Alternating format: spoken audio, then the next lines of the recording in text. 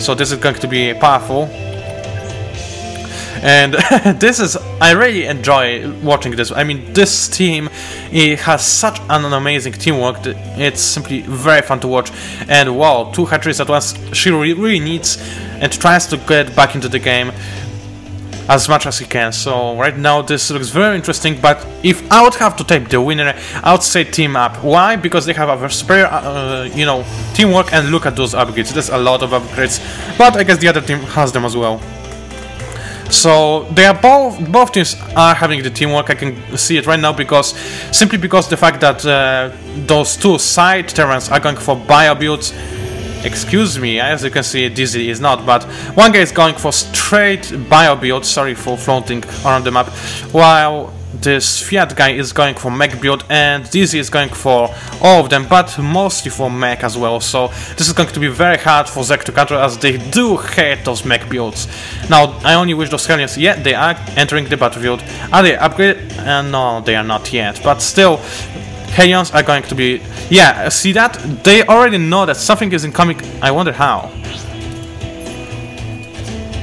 Well, there's no way that they could predict, but I guess they saw it somehow, and now the Marines are shooting, trying to destroy this wall. And now, if there would be any units on this ramp, then this would be a devastation, as there's nothing that could allow the lower team to spot this. But as you can see right now, it takes kinda long time for the lower team to bust their way into the doors of the opponents. And now look at those upgraded Hellions. Any Zeglings coming in? Oh, this is going to be crispy Zeglings. So right now, if this is the Starship Troopers fight, then I guess that those orange Terrans are simply corrupted. And right now we see a major battle going on. This siege tank needs to back, and those Hellions need to enter the battlefield right now. ACP, do not hunt for the SCVs this one time, just go for the... Look at this, Hydros being one-hit killed, and some very sloppy Hellion micro that allowed the backs to prevail in this battle. So I guess that one of 2 things could happen. First of all is that those Hellions really should have either aimed for the SCVs and kill them all with 2 shots. They really could do so, or micro and kill all those Hydros in few shots, because they were also able to do so. Because look at this, they are light. So, well, I guess a single Hellion takes how much?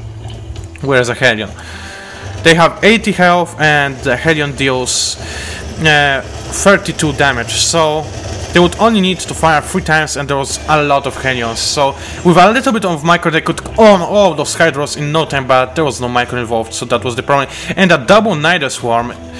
There is one thing I do hate about Nidus Swarm, and it reminds me of One Click Wonders from Command & Conquer. No offense towards the Command & Conquer, as I loved it, but what I hate is that you can simply pop out some units from the Nidus Swarm. Wait, something is happening. Oh, those just Marines shooting, whatever.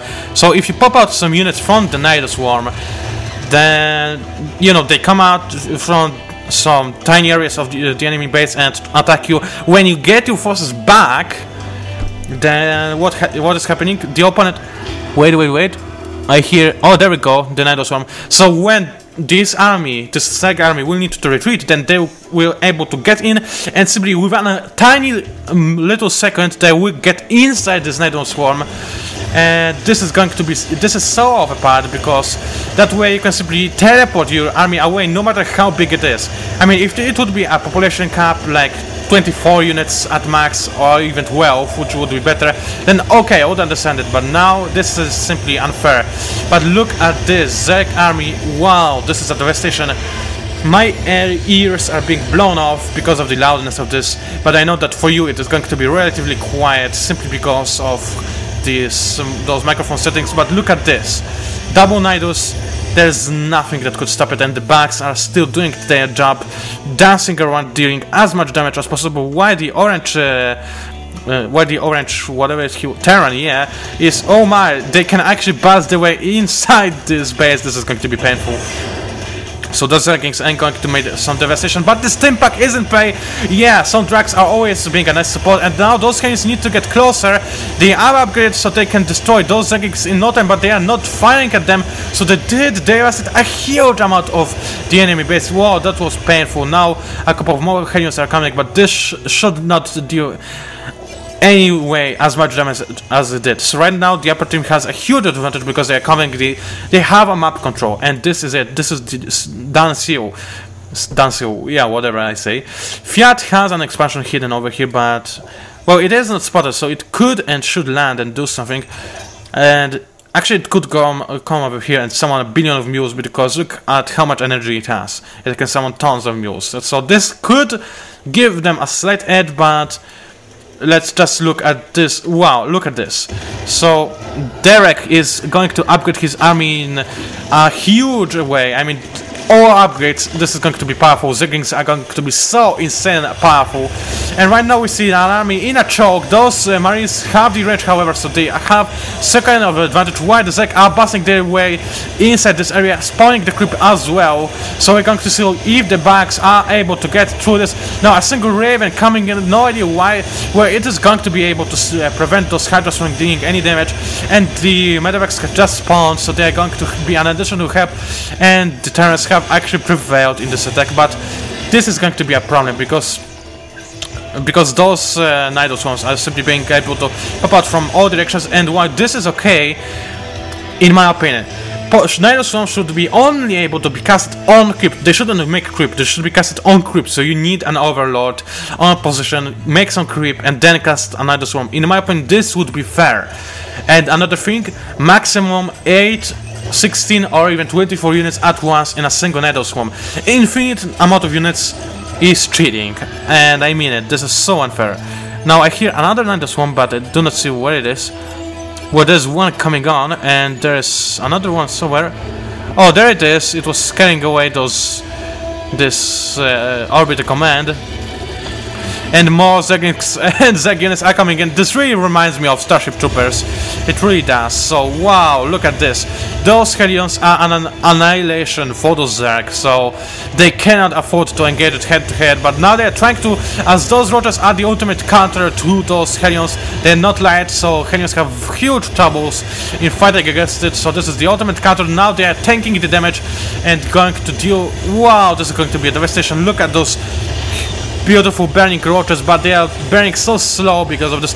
Now those Siege are going to be more successful in destroying the roaches, but they're going to do a lot of friendly fire, and this might be a problem as this base is falling apart. I do love Zeg vs Terran matchup because I so love to see bugs fighting against people with guns. This looks so native, if you know what I mean. This is amazing, and I mean it. So far I can tell, this battle is 2 versus 3. I mean, the bottom players are doing the best they can, even if it is not a lot. Oh, some back Nido Swarm, sweet. But what is actually Karim doing? He's got a nice stock of SCVs not doing a thing, while he's got 83 total harvests. This is huge. Wow, this is very huge. But they should really do something, and he's got even more.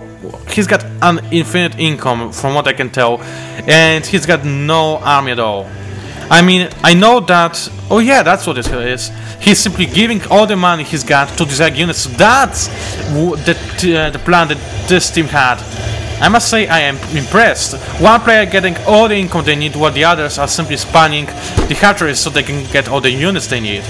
This is cool, and I feel sorry for the mankind that is being so owned in this replay. I mean, come on, the bottom team has to be on billion fronts at once, and they cannot do a thing, because it is really hard to secure against the Nido Swarms. Well, now I would say that the best defense is offense, but the time when this would actually work has passed a long time ago. So right now, Team Up is far more superior in economy, and there we go. A good game is coming in. This was a really enjoyable game. I am going to wab it. Wow, this was nice, and it actually did remind me of those Starship Troopers, so the name of the replay is really fitting the game itself, because there was a beautiful bug versus mankind. And once again, I so love to see Zeg versus Terran, especially if the Zeg are actually pawning them, because I don't know, this is so native to see those tiny bugs. Whoa, what was that? I guess this is some water, whatever. Crawling around those structures, burying everything, killing those pure lone marines that are insanely outnumbered. This is amazing. I mean, this is the essence of the epicness. Wow! I enjoyed this really a lot, even though those were not pros. Though the lower team was much worse than the upper team. Oh, and I missed some. Oh, so sorry, I missed some. You know. Oh, I forgot the name. How could I? Yeah, Mutalisk action. So this was sad, especially because they were fighting against 4 is here, and this was a fake accent, I guess. Whatever. So, yeah, I will not make this any longer, so thank you for watching, guys. It was PANCZASU, the mighty Mix Spammer. If you enjoyed my cast, then please subscribe to my channel, and I will see you guys online.